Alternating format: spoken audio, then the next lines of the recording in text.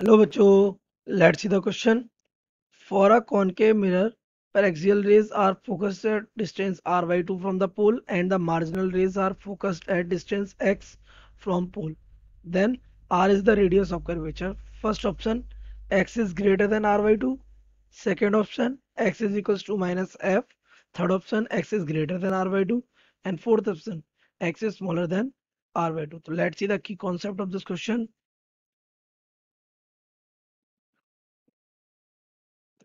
The key concept of this question that you should know about the paraxial and marginal rays. So paraxial, marginal rays parallel to principal axis, ये दोनों ही rays कहाँ principal axis के कैसी होती हैं, but there is a difference. अब वो डिफरेंस क्या है, जो पैरेक्सियल होती हैं close to principal axis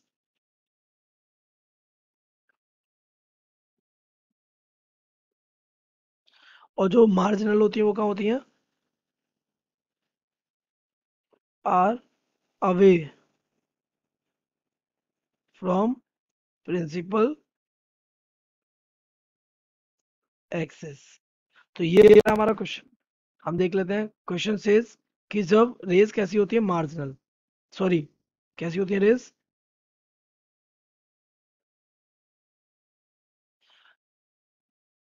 paraxial, that means close to the principal axis. तो होता क्या है, तो ये जब रिफ्लेक्ट होती है तो ये यहाँ पे हम सेंटर ऑफ कर्वेचर ले लेते हैं, तो यहाँ से क्या ड्रॉ कर देते हैं नॉर्मल, जितने एंगल होता है उतने एंगल वापस करेंगे, फोकस होता था। और ये जो फोकस होता है that focus is equals to R upon two. ये यहाँ तक ये क्या होता था, सेंटर तक की डिस्टेंस होती थी आर, तो इस आर का हाफ होता था ये। But for marginal rays it is not true. तो मार्जिनल रेज के लिए देखते हैं क्या कर सकते हैं। This is mirror, okay, there is a centre of curvature. तो एक मार्जिनल रेज ले लेते हैं, ये रही एक मार्जिनल रेज जो कहाँ है, प्रिंसिपल एक्सिस से काफी डिस्टेंस पर है। तो हम यहाँ से एक नॉर्मल ड्रॉ कर देते हैं। तो जब ये नॉर्मल ड्रॉ होगा तो यहाँ से ये वाली रे कुछ इस तरीके से इक्वल एंगल बनाती हुई क्या हो जाएगी, पास। तो अगर ये एंगल आई है तो ये एंगल भी क्या हो जाएगा आई, और ये एंगल भी क्या हो जाएगा आई। तो ये वाला एंगल कितना हो जाएगा, दिस एंगल विल हो जाएगा आपका 180 डिग्री माइनस 2i, कुछ यही हो जाएगा। ठीक है, ये वाली डिस्टेंस क्या हो जाएगी आर। अच्छा, हम इस वाली डिस्टेंस को मान लेते हैं, इसे हम सी बोल रहे हैं, मान लिया ये हमारा पी है, और इसको हम बोल देते हैं ये हमारा एफ नहीं है, हमारा ई मान लेते हैं, इसको क्या मान लेते हैं, ई। ठीक है, तो ये एम हो गया। तो इसमें जो आर है वो ये पूरा है, यहाँ से लेके यहाँ तक। ये डिस्टेंस मान लिया एक्स है, क्योंकि इसी को हम क्या कह रहे हैं, एक्स। तो ये कितनी हो जाएगी आर माइनस एक्स सिंपली, है ना। तो अगर हम यूज करें क्या sine rule, so by using sine rule. अब साइन रूल आपको पता है कि जो एंगल, साइन का एंगल और सामने वाली साइड का रेशियो आपस में कैसे होते हैं, इक्वल होते हैं।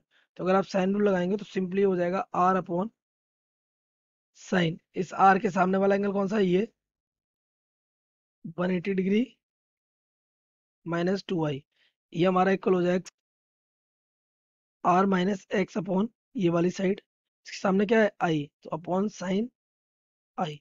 तो अगर आप इसको थोड़ा सा ओपन करेंगे तो this become R upon sine minus minus theta is sine theta, so it become sine 2i।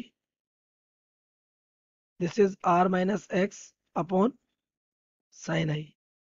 तो ये R upon sine I, sine two का फॉर्मूला लगा देते हैं, हाफ एंगल प्रॉपर्टी, तो this become sine I and cos I is equals to R minus X upon this is X upon sine आई।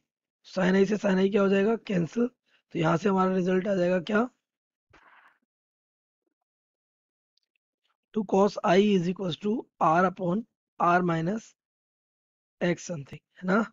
इसके बाद अगर आप देखें तो आपका कॉस आई जो है वो हमेशा वन से कैसा रहेगा, छोटा, हमेशा वन से कैसा रहेगा। तो यहाँ से कॉस आई क्या आ जाएगा, cos I is equals to R upon two R minus x.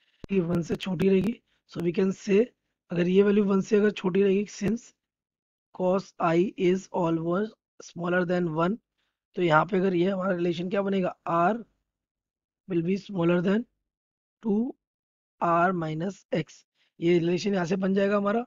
तो यहाँ से अगर इसको सॉल्व करें तो this will be R will be smaller than 2r minus 2x। यहाँ से क्या आ जाएगा, यहाँ से ये जब यहाँ से इधर माइनस होगा तो यहाँ से ये बन जाएगा R will be greater than 2x। तो आर अगर हमारा 2x से बड़ा होगा तो simply R by 2 will be greater than x. तो हमारा एक्स कैसा हो जाएगा, smaller than R by 2। If we match our option तो ये क्या बन रहा है, x is smaller than R by 2। तो x is smaller than R by 2 कौन सा हो जाएगा, fourth option is correct. So we can see the correct option